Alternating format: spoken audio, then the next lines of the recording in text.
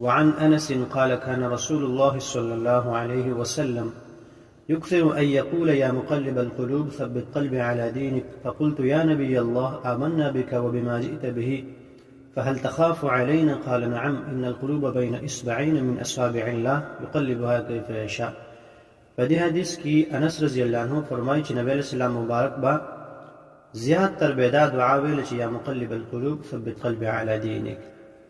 انس رضی الله عنه ایمان نبی صلی الله مبارک ویل چې موږ په تاسو باندې ایمان هم راوړی دی او په هغه دین شریعت باندې چې کوم تاسو راوړی دی په هغه باندې موږ ایمان راوړی دی، نو بیا هم تاسو په موږ باندې یریږئ چې موږ به گمراه شو. نبی صلی الله مبارک ته فرمایي چې او بالکل ځکه زړونه د انسان چې کوم دي دا په مابین د دوه ګوتو د الله کې دي، کما یلیق بشانه، نو د الله خو خدای چې کوم طرف ته اړوي هغه طرف ته اړول شي. نو دا دعا یاد کړئ یا مقلب القلوب ثبت قلبي على دينك او وایي